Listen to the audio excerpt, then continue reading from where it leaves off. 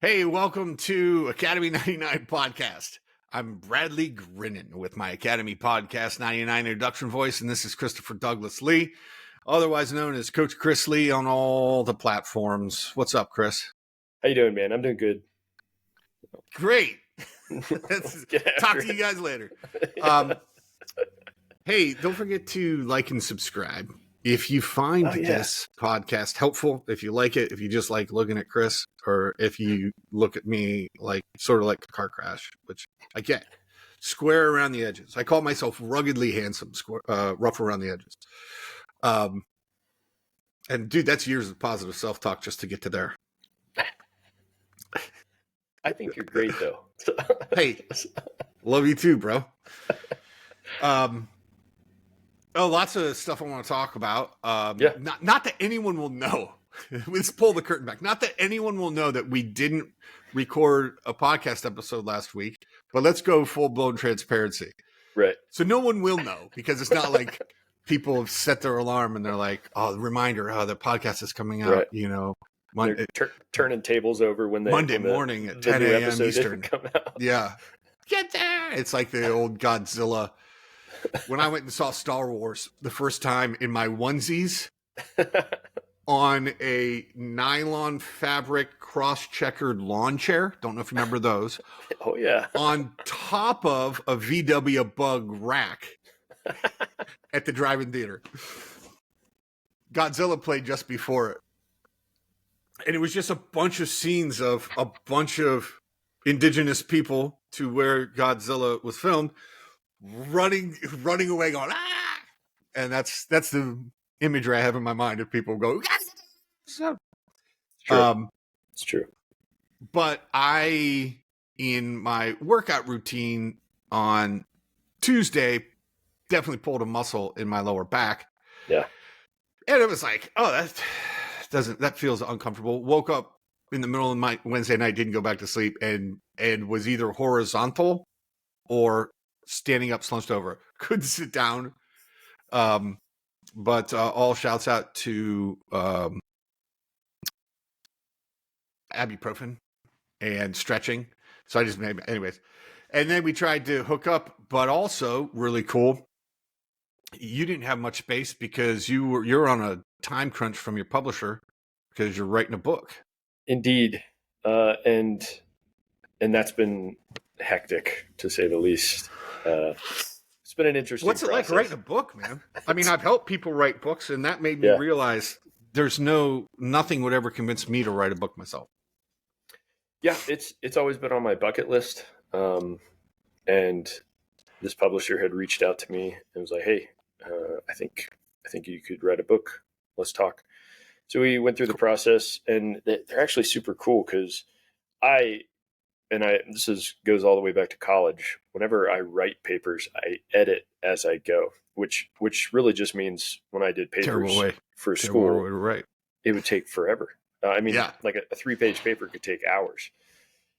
And so in the past, when I've tried to begin the writing process, I would do the same thing. And so not a lot of progress would actually get done. It would be a great deal of time trying to make each sentence perfect, so ultimately there was a disconnect between all the content that was in my brain and my fingers typing. Well, this particular company was like, "Hey, we're going to eliminate some of that. We want you to outline what the book's going to be, various chapters and stuff like that. And then we're just going to record you talking through each chapter. Ideally, you would be able to speak on it for about 30 minutes or so per chapter, like you're giving a little presentation, but it can kind of just be a brain dump. It doesn't have to be polished. It doesn't have to be nice.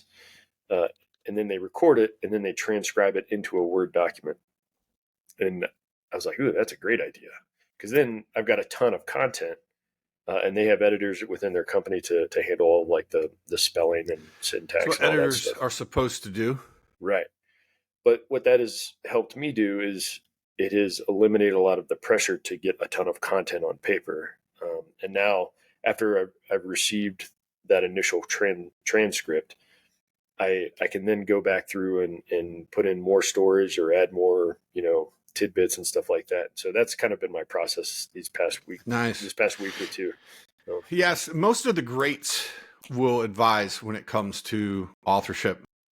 And I can't remember which one said this specifically, or maybe I transcribed it into this, but basically the best way to write is to choke your editor out before you start writing. And then when it's time to edit, if you're self-editing, so if you're doing your own blog or whatever, then revive the editor once the first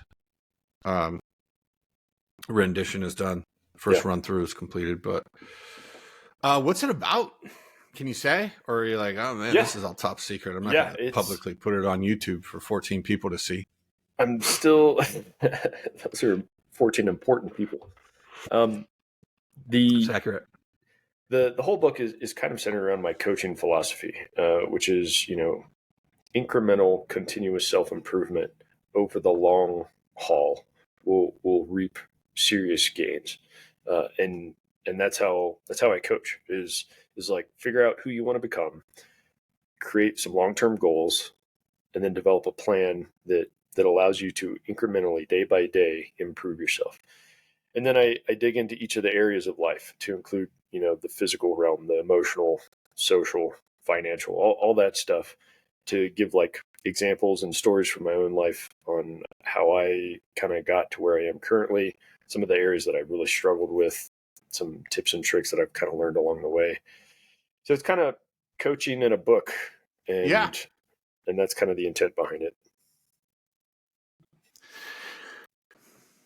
But describing your philosophy. Yeah. Of how do you do that? All right. Yeah. I'm down, man. So I'm going to read it. I hope so. If you're okay with that. But I don't want to call in favors, but I'd like a signed copy. Yeah, of course. All right, sweet. I won't lie. The couple of people that I have told that I'm getting a book, I get super nervous about because, as my close friends or whatever, like, I don't know if I want them to read it because I have to see them again at some point. What if it sucks? What if it's a dumpster fire? But that's really just kind of the, fear talking and imposter syndrome type stuff. Hey, can I coach you on that for a second, Chris? Let's do it. Just kidding. No, but I mean, so I do think that's a life wide principle. Right. Apply that to anything. Well, I don't want to get into a relationship because what if it's a dumpster fire? Or right. I don't want to start a coaching business, or I don't want to, try to get into special forces because what if I turn out to look like an idiot?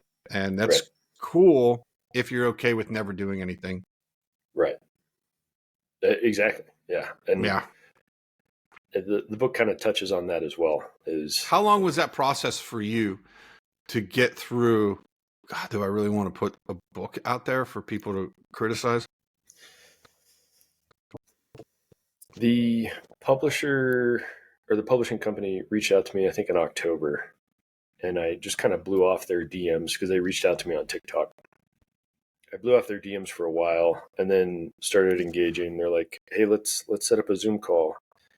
And then I just ignored them, and primarily out of my own, as one does with DMs on TikTok, right? But a lot of it was just out of like fear of, am I ready to do this? Do I have the mental bandwidth? Do I have the time to do it? But then one day, I don't know, got a wild hair and was like, yeah, let's set up a Zoom call. They talked me through what their process looks like. And I was like, actually, that kind of makes sense. That might be pretty doable. And they try to get you from beginning to end a published book within 90 days. And that's why there's been a lot of pressure on me these last 2 weeks to timeline's great though. That sounds like right up your alley. But exactly. And that's why I'm like, well, I mean, I buy into that. So you teach and coach that. Exactly. Yeah. Let me do one of my 123 nose blows. There we go. I can always tell when I've got a breathing strip on and I blow my nose because it hurts, because those things are rigid AF. True. And when I don't, because it's like, oh, that feels good. The questions I have for you today. Mm-hmm. So the concept of overwhelm and navigating, speaking of 90 days, navigating a short period like 90 days of massive responsibility, multiple tasks and projects to be completed without losing your mind. And I want to be really clear. I'm not talking about false overwhelm. Well, I don't want to call it false overwhelm, and I don't want to call it other stuff I've called it before with really negative connotations. But it's like faux overwhelm in the sense that sometimes people are like, oh, I'm so overwhelmed. Right. I've got so much going on. But then if you snapshot their life compared to someone who has a ton of responsibility, massive leadership, meaning they've got lots of people depending on them, like hundreds, if not thousands of people depending on their leadership. Think the owner of a mid-sized business, or an executive in a mid-sized to large company where they're making decisions that are going to affect hundreds of employees as well as millions of clients and customers, and it's high profile. So that, I can see getting into some overwhelm. But when you take a snapshot of the faux overwhelmed person's life, right, nothing wrong with any of these things I'm going to say, okay? But they're maybe working retail or waiting tables, right, kind of in a serious relationship, lots of friendships, and some hobbies. But there's actually there's not real overwhelm. There's just lack of prioritizing right. and lack of time management skills. Yeah. And probably massive depletion of decision-making skills and decisiveness. Right. I 100% agree with everything you just said. I think, so we mentioned before we hopped on here that I'm going back through the book Untethered Soul by Michael Singer. Brilliant book. I love it. Back here. Yeah, exactly. And when you brought up overwhelm, my first reaction, having started to go through that again, was, all right, is overwhelm really even a thing? Is it real, or is it our perception of what's going on? Yeah, you're stealing all my thunder. I love it. Sorry. Don't be. But I think as we navigate life, we get super dialed into what's going on day to day, and we get this kind of tunnel vision. And the first time I read the book, the biggest takeaway and the biggest life changer was don't get the tunnel vision, but rather step back and observe as you interact with life, right? And that was huge, because it eliminates a lot of the emotional response. It creates a little bit more buffer between stimulus and action. And that buffer is sometimes life-saving or relationship-saving, or whatever. To further my point, in addition to arguing whether or not overwhelm is an actual thing or rather just a perception of things, I think you're spot on. I think oftentimes when people start to feel overwhelmed, it's due to poor time management and lack of prioritization. And what I mean by that is every task is given the same amount of weight. So, for example, answering one email is given the same amount of weight as actually doing the work that you're assigned to do, which is also given the exact same amount of weight of, working out, which is given the same amount of weight as doing your grocery shopping, making your bed. It's like, that's not really how things should go. There should be a filter, and I had to actually Google it a second ago to figure out what the name of it was, but it's called the one that is used in the military often is the Eisenhower decision matrix. Yeah. And so It differentiates between urgent tasks and not urgent tasks, and important tasks and not important tasks. And then it creates a matrix based on those 4 quadrants. And bottom line More of is my like thunder just out the window. Love it. Because we're going to touch on that. We're going to get there. And I think it's spot on, because if something is urgent, Stephen Covey, made that popularized to the world in 7 Habits of Highly Effective People. Yeah, and it's spot on, because if you can even just take a moment to filter the tasks that you have on your to-do list for today through this matrix, it's genius. If it's urgent and important, do it yourself. Do it right now. If it's not urgent and not important, then you don't even really have to do it, or you could delegate it or pass it off to somebody else, or maybe it really does need to be eliminated from the to-do list, and start to declutter that daily schedule in order to show you that you're being busy isn't the same as being productive. Like if you got 100 things on your to-do list, that doesn't mean that you're actually being productive towards the desired end state. Having 100 things on your to-do list might mean you're just not very good at prioritizing things or managing your time well. I'm a development geek, so I just assumed, and had for a long time, everyone knew what the 4 quadrants were. Yeah. Everyone has read 7 Habits of Highly Effective People. Mm-hmm. The reality is either everyone hasn't, or, which still shocks me, like, how'd you get through, high school without someone putting that book in your hand? Which reveals a lot about, I guess, me and where I come from. But because I made it through high school without getting that book put in my hand. It wasn't until I was just like, oh, maybe I can grow my skills in life, which wasn't in college either, by the way. Or they read it, they know about it, and they've completely abandoned it, although in their head they know it is important, but don't use it and implement it. But I do think, so there's the philosophy and there's the pragmatism. And we'll touch on both in today's episode, but to your point, the philosophy really is, you can question whether it overwhelms a real feeling people experience, but you can question, is that actually the reality?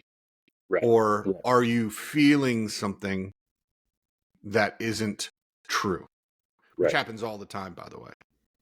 You text your girlfriend or boyfriend, whatever, and you don't hear back for 6 hours after you said something vulnerable, and you're like, they hate me. This thing's over. Screw them. I know we've been together 9 years, but how dare they? And then you get a message like, oh my gosh, I've been back-to-back clients for the last 9 hours. I have lots of thoughts on this. And all of a sudden you go from panic to, oh, I'm cared for. It's safe or whatever. I probably stole that That's an example I stole right from one of Michael Singer's actual talks that he gives at his little temple.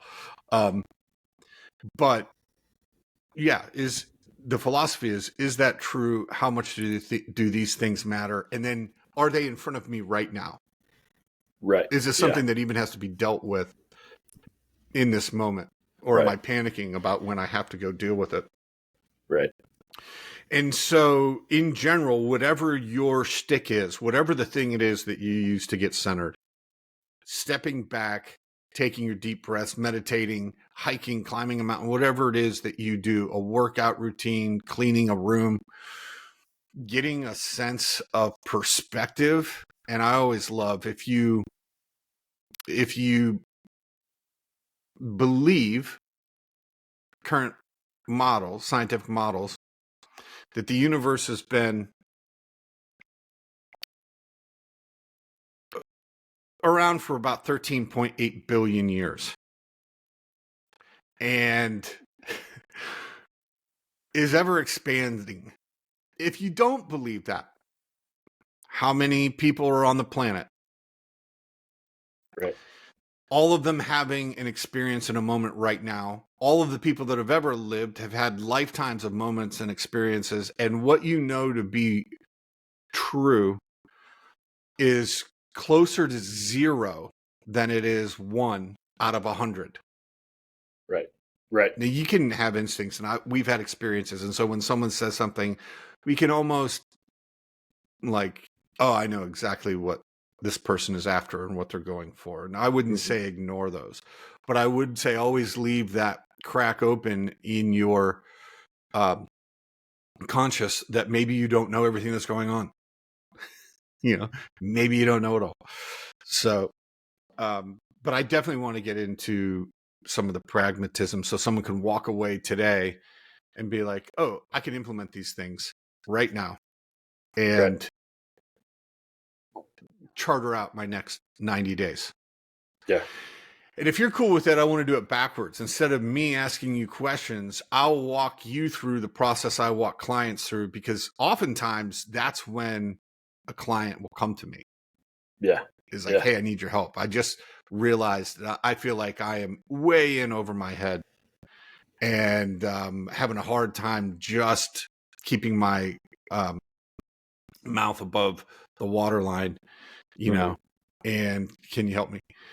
And so there's a process for that. Okay. So if you're cool with, I'll just kind of walk you through the process I take people through for send it.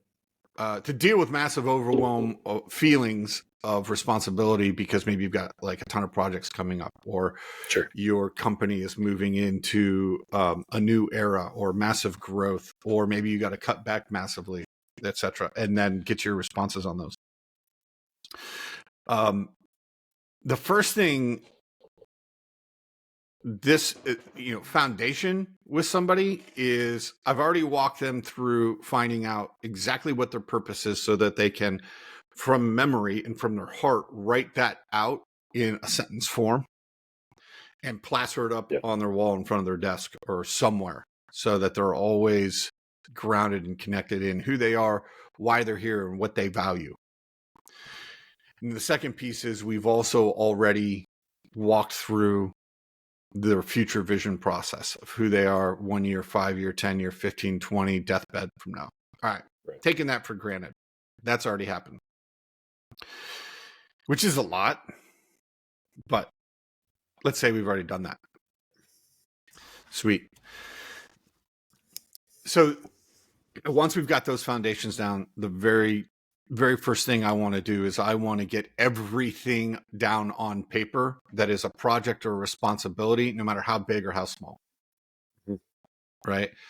Just getting it all out so that your brain isn't constantly rolling over like a bingo ball wheel, trying to figure out like, oh, did I leave that? Did I forget this? Oh my God, what about this? Because once you get it all on paper, you can completely halt your brain from doing, do I have that figured out? Do I know what I'm doing about that yet? What about this other thing? Oh my gosh, I forgot I got to do this thing.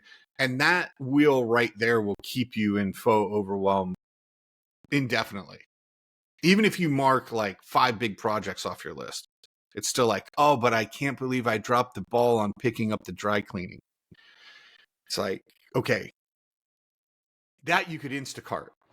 So we'll get into that. But like, does that make sense? Yeah, I think so. Yeah.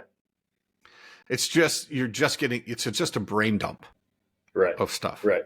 Yeah. And but it's all out. You can do it on paper. You can do it on mind mapping. Mm-hmm.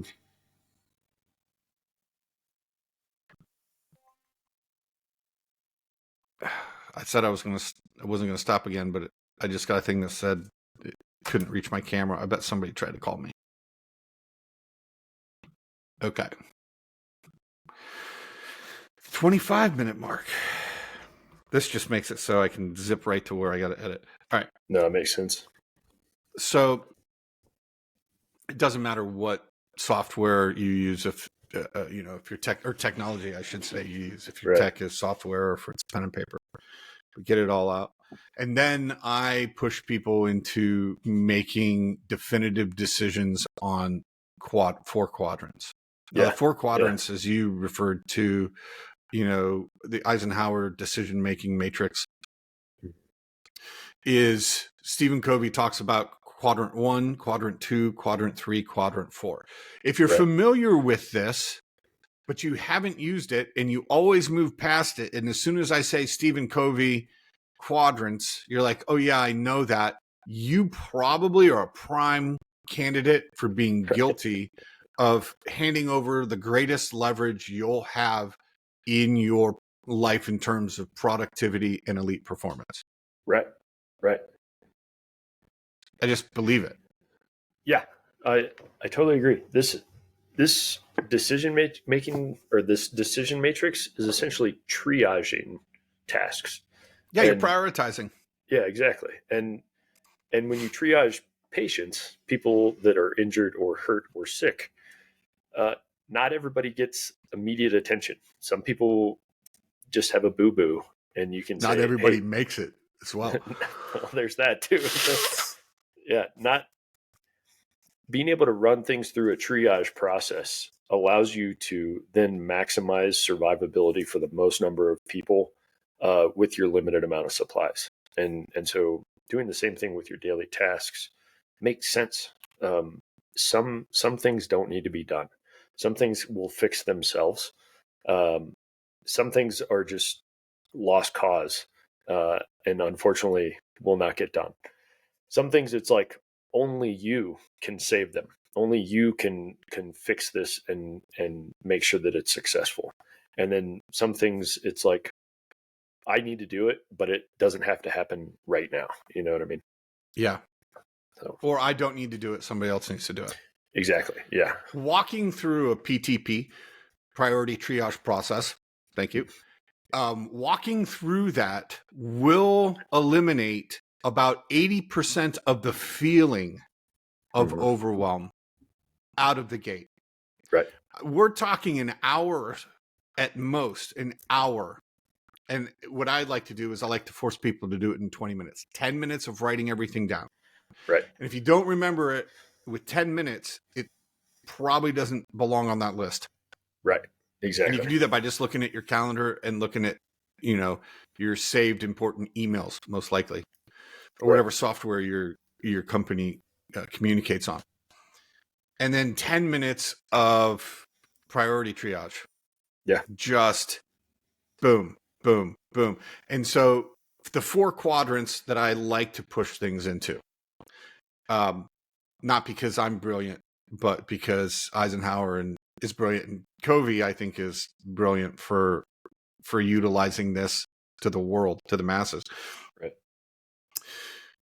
Urgent and important is quadrant number 1. Right.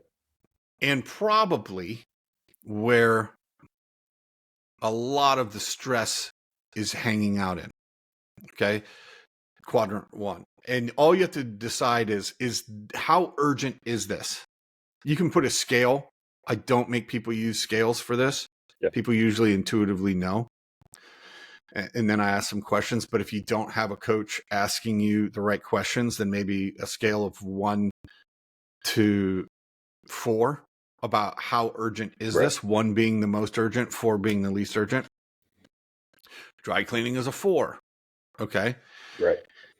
Reviewing and creating the annual budget. If the budget meeting's next week, that's an urgent. That's a number 1. Right? Yeah. Yeah. And then same thing with how important is this? Yeah. Yeah, exactly. Second quadrant.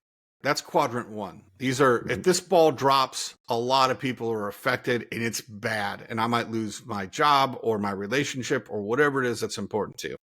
Mm-hmm. Quadrant 2.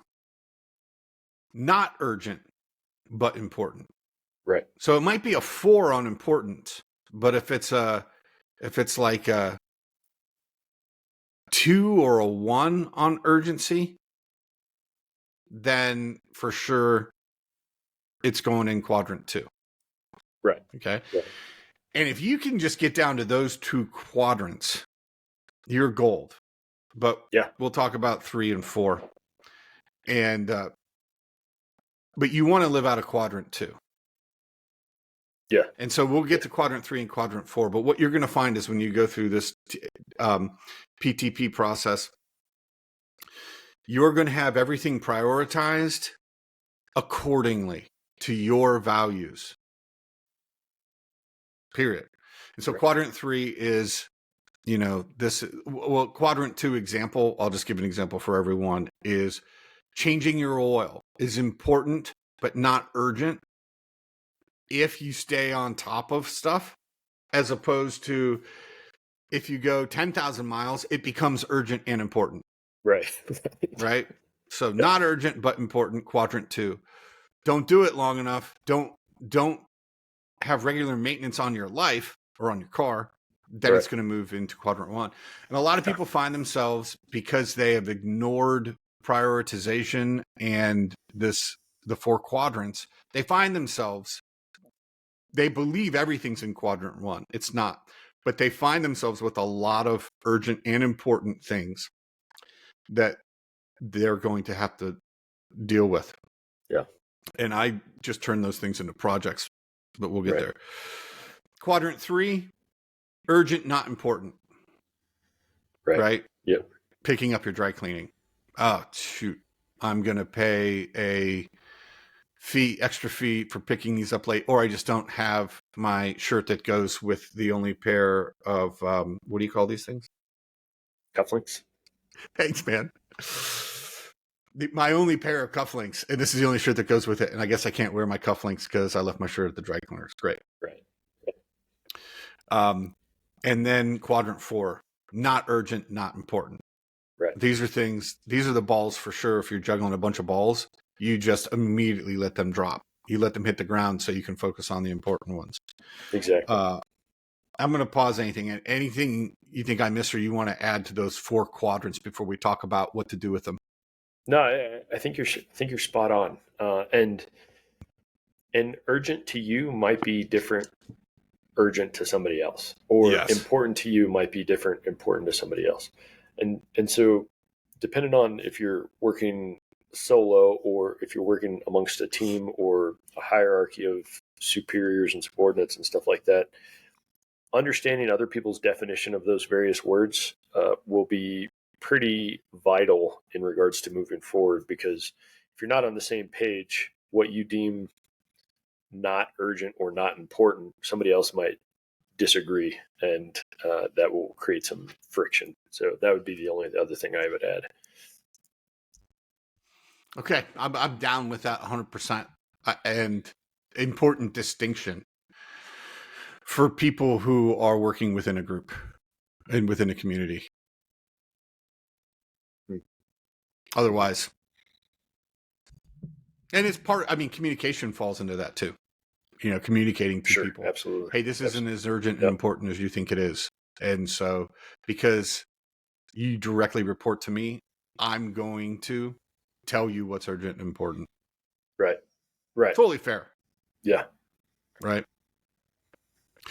So get through that process, writing everything down and assigning it into a quadrant, and you now have eliminated the brain fog around how am I going to get through this?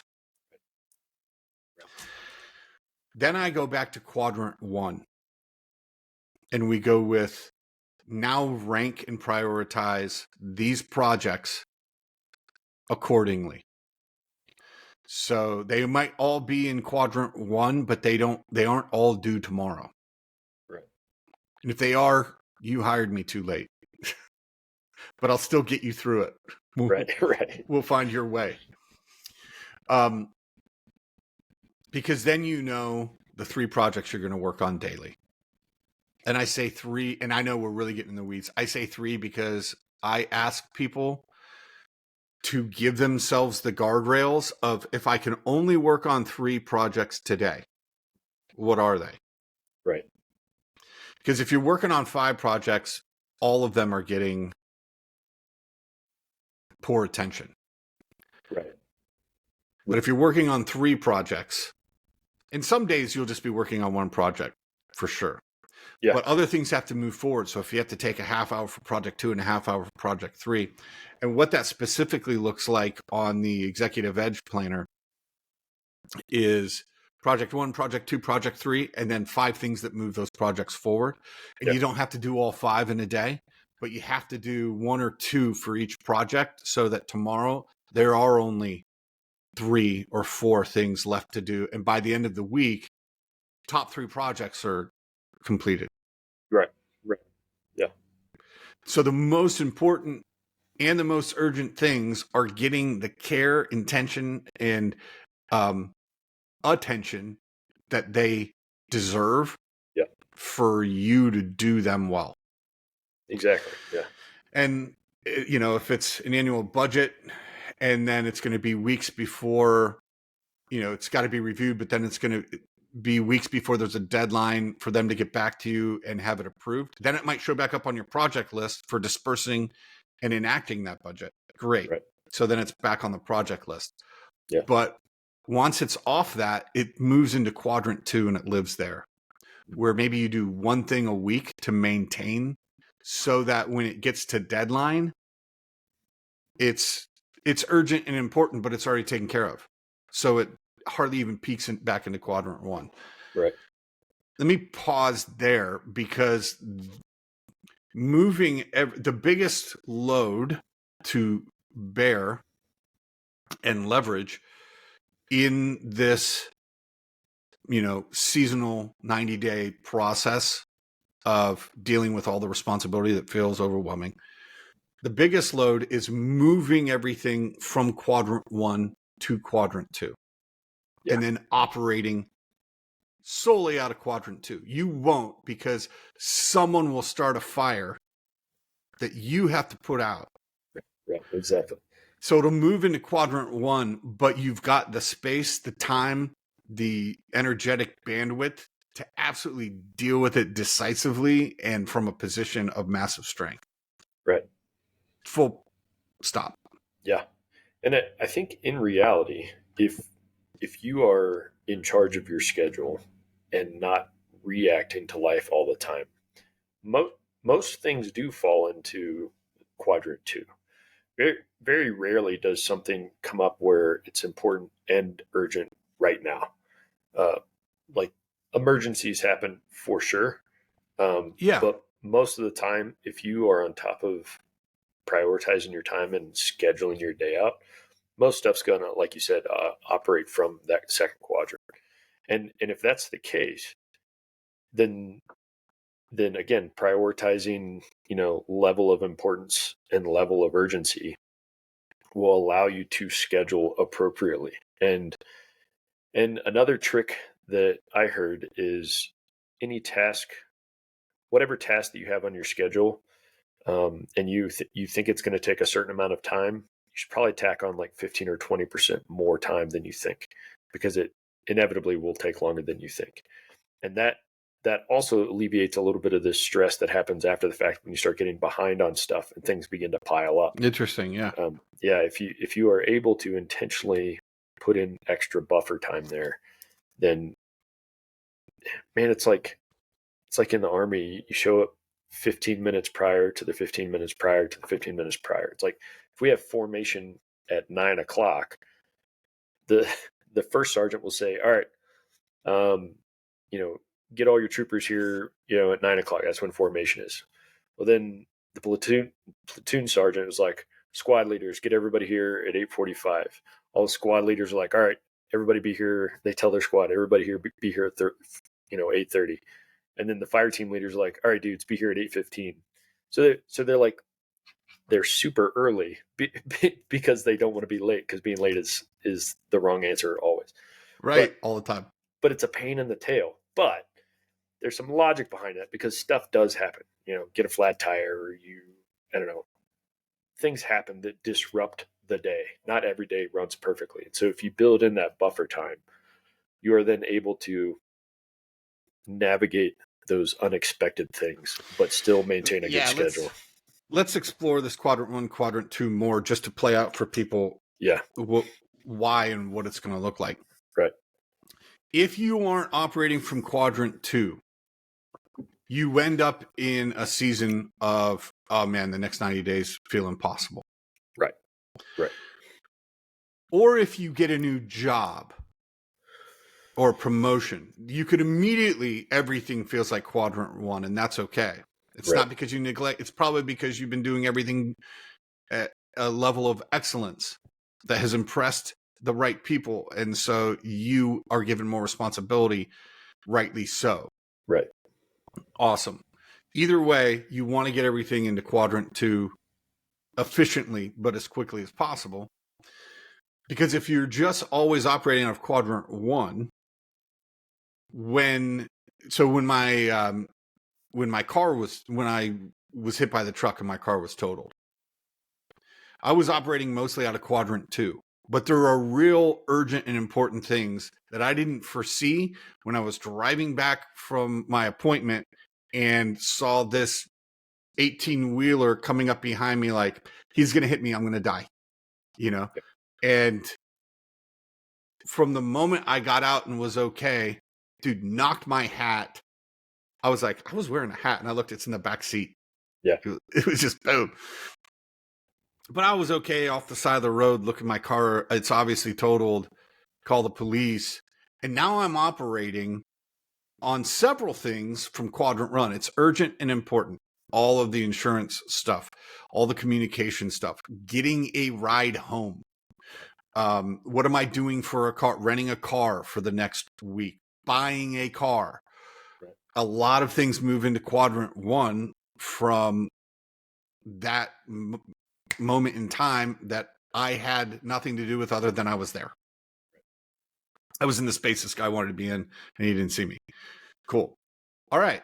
You can handle it. You can deal with it. But then as quickly as possible, I want to get all those into quadrant 2 so that I can, if I'm prioritizing and going through that, then I know, you know what? I can take 3 weeks because I've budgeted or my insurance is covering my car rental. I can take 3 weeks to buy a car. So I'm not under the gun. Right. So I'm able to make, pretty solid decisions, blah, blah, blah. Yeah.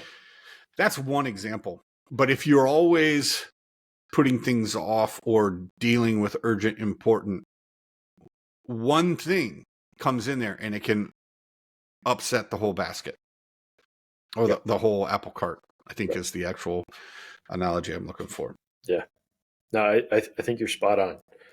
Not, and that's kind of the intent behind this is not everything is urgent and important. You might, upon receiving task, you may interpret it initially as, oh, this has to be done right now. And, Sure. And I have to do it. Take a breath, pause, think about it, and say, back to the philosophy. Yeah. What is the actual timeline required to do this? Okay, I'm going to structure that to later in the afternoon or later this week.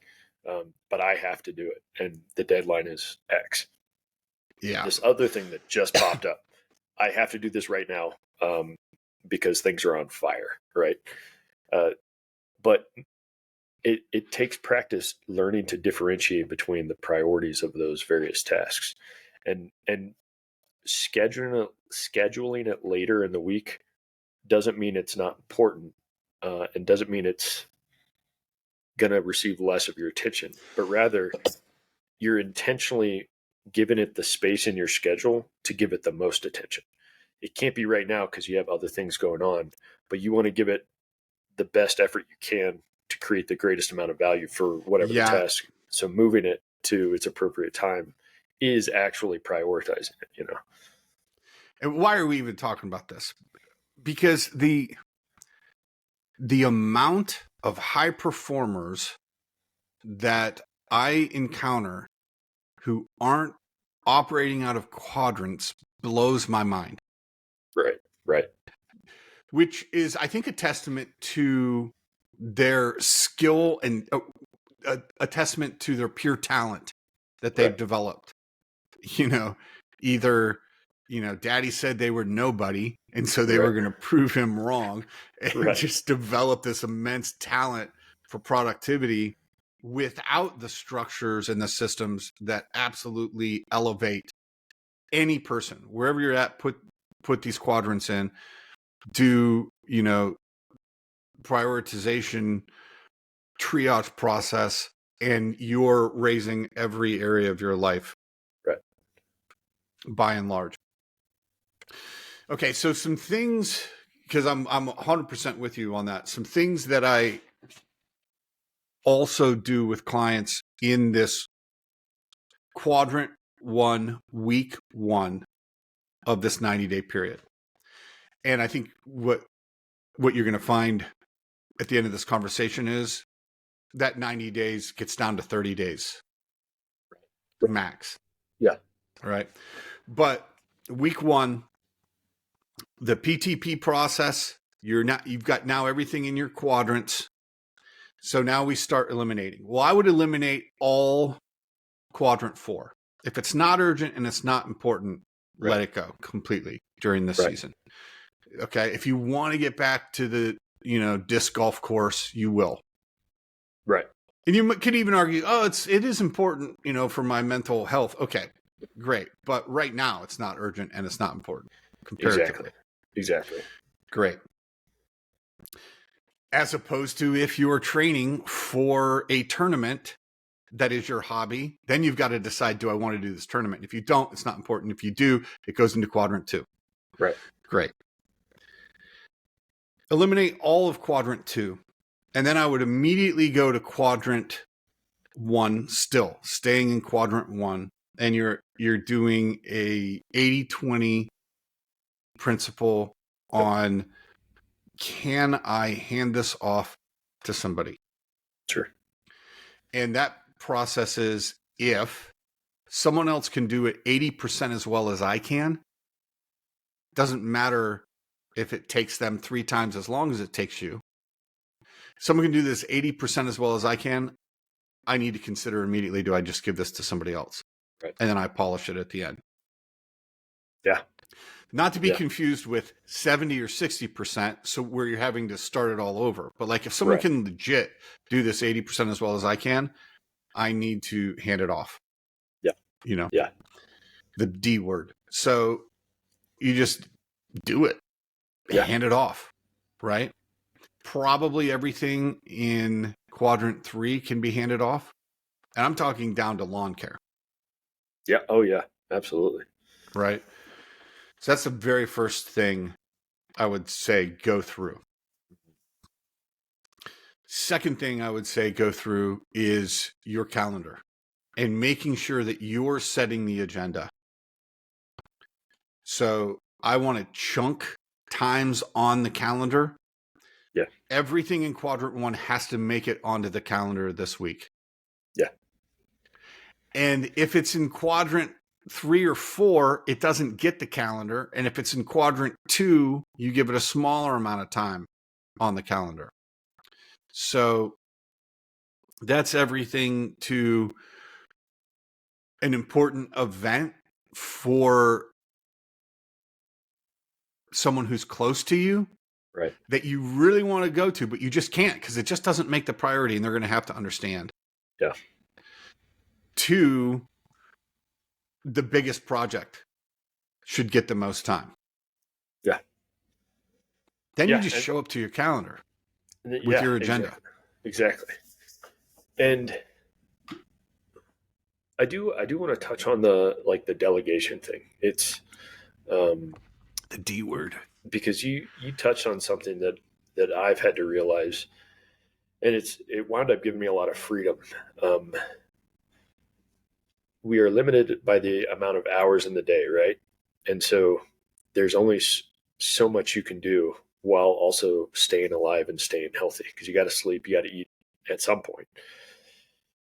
But finding those things that are just not worth doing yourself, like you mentioned, lawn care, a great example. I actually really enjoy mowing my yard. Me too. But it's not worth it to me, Yeah. And so you can actually calculate what your hours are worth and figure out how many hours it takes you to mow the yard. And it's like, man, it makes more sense to pay somebody else to do it and then go recoup that by doing and creating value, spending time with the kids or whatever. So yeah, for example, like if you are working all the time and you have a limited number of hours to spend with kids or spouse or whatever, maybe delegate the lawn care, delegate the cleaning of the house to your kids.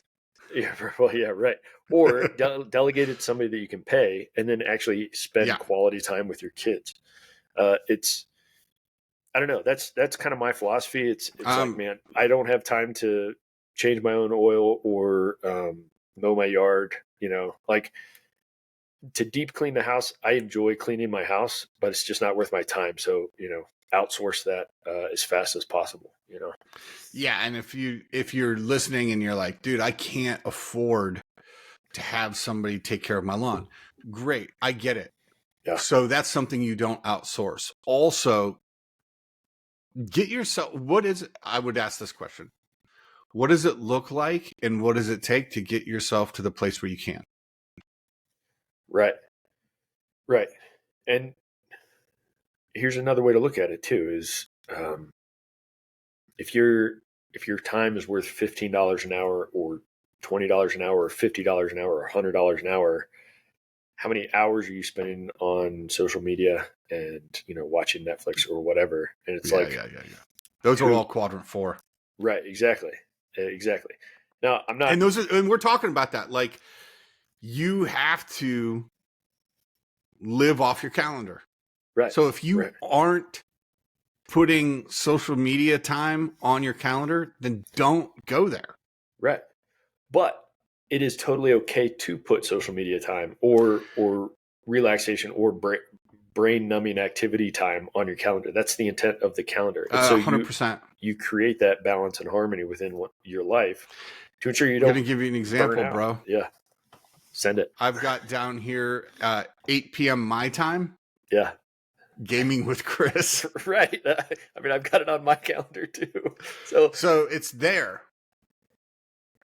And if I can't do it, whatever. It's a whole nother conversation because I was someone who did not schedule things other than meetings because of all of my hangups. Exactly. Yeah. And Mike McCarg walked me through those. Let's have him on here sometime. But okay, that's number one. It's the delegation. Then 2 is your calendar and what I said just before calendar was it's got to be your agenda for the day. So the other thing I do is I immediately and this is I always get pushed back on this, but I immediately tell people they've only got 3 20-minute windows to do email a day. Right. And then email has to be quick. Yep. Right. And so basically,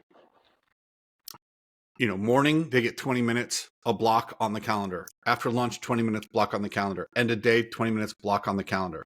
Yeah. If you can't do it then, it's not in the quadrants. It's not important. Right. And even if someone says, hey, this is urgent, and this is what I talk about agenda, just because, and to your point, just because somebody else says it's urgent doesn't make it urgent. Right. So if your email box or your phone is constantly open to notifications that you can't help yourself but to jump to handle, let me just get this taken care of right away. You don't have to if you're scheduling when you're taking care of your priorities. You are handing your agenda for the day over to everybody down to the custodian in the company you work in. Right. Who shoots out and gets an email sent to everybody saying, hey, please don't throw these kind of staples away. And if you do, pull them out of your trash can. Right. Like the last thing you need to do is pull staples out of your trash can when you should be working on project priority number 1. Right. But that goes for across the boards. The only notifications I get on my phone are pushed to the top level of my phone are texts and phone calls, and I use do not disturb often. Yep. Like right now I'm in do not disturb mode. Mm-hmm. So it doesn't matter what happens because the most important thing is me being present right here, right now with you. Right. But that's it. No social media, nothing. And I don't advise people to leave their email open all day. Right. You can get there eventually. Like I'm there now. I leave my email open all day because I have to go into it to see the notification. It doesn't get put up on any of my screens. Mm-hmm. So I just know at that time I'm going to go in there. But like if I'm, let's say, meditating on a porcelain chair, I might look at my emails just to know what I'm going to be responding to. But as soon as I close my phone, it's not in my head anymore. Yeah. It just isn't because I've trained myself not to care. I only care at these specific times. But 3 times a day, I would say 2 times a day, But in order to get buy-in from my people, I have to convince them, yeah, you can 3 times. And they're like, oh, I guess I can handle that. 3 days of that. And people never go back. Right. Exactly. So you're setting your agenda. You're not giving it away. These principles implemented will get you through any 90-day period in about 30 days, if that. Yep. And will, within probably 3 days, lower your stress, anxiety levels. I wouldn't even get a percentage. Right. A great amount, a fair amount. Lots. Yeah, absolutely. Yeah. So then you're just operating out of quadrant 2 with the occasional emergency popping up. Right. So, and it depends on who you are, how many emergencies you have. You know, if you've got 60 companies, right. You know, like I've got people who have, I think the most is like 30 some companies. What are the odds that when he wakes up in the morning, there are going to be several fires to put out? Pretty high. Right. But if you're operating out of quadrants and you're running these principles, you know what to delegate, when, how to maneuver and navigate each one of those things so that you're operating right out of quadrant 2 within an hour. Right. You know, and some whole days will get hijacked just depending on your levels of responsibilities. Okay. Sure. But if everything's in quadrant 2, you're not dropping any balls. Nothing's hitting the ground. Right. Except for what should in quadrant 4. Yeah. For sure. Yeah. And then finally you reassess after you are looking at all of these things in front of you. By the way, being able to see your quadrants every day, so helpful. Right. Because you get to see the progress and you get to lower, you know, your cortisone levels on a daily basis. Cortisol, sorry. Yeah. Yep. You can use as much cortisone as you want. Well, or as prescribed. I mean, it's a steroid. It's a steroid. It'll mess up your immune system after a while. Yeah, if you're weak. Gosh. So, no, it'll lower your cortisol levels. Yeah. Yep. And so at the end of that process, when you're looking at it and you're like, okay, everything's pretty much in quadrant 2 with one thing in quadrant 1. All right, great. How do we reassess everything now? And let's look to the next 90 days. Now you're borrowing from 60 days from your 90-day window that you thought was going to be panic and crazy mode. Right. And you aren't getting hit unless it's a really positive or really negative thing with another 90 days of, you know, fire. Yeah. Yeah. That's spot on, dude. Yeah. It's the level of calm or relaxation one can experience when the number of tasks are just prioritized well, not even reduced, not even elimination of tasks, but rather just prioritize in a particular way. It just provides this level of, I have a clear plan now. So I know exactly what the next step is, regardless of kind of what happens. It's a game changer. Blows my mind the level of high performing individuals who don't do it. Yeah. Yeah, exactly. You know, so like when someone comes to me and I'm talking to them, I'm like, yeah, I can get you through this. It won't be sexy, but it'll have teeth. And we start working together and I'm like, I'm getting paid for something I just assume everybody knows. Yeah. Right. Right. Because this isn't rocket science. It's really not. But the implementation and keeping it front and center just is missed. It's missed all the time. Yeah. So if you're listening and still, and you've gone through, or you're entering one of these periods of what feels like chaos because of massive amounts of responsibilities, there's the list. You can walk through everything, systematically execute. You're going to be good, and you're going to be good a lot quicker than you think. That's it. I'm going to hand final thoughts to you, bro.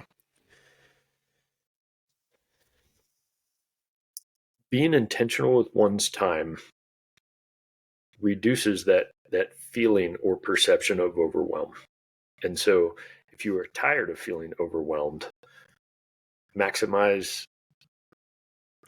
no, not maximize, but get intentional with your schedule.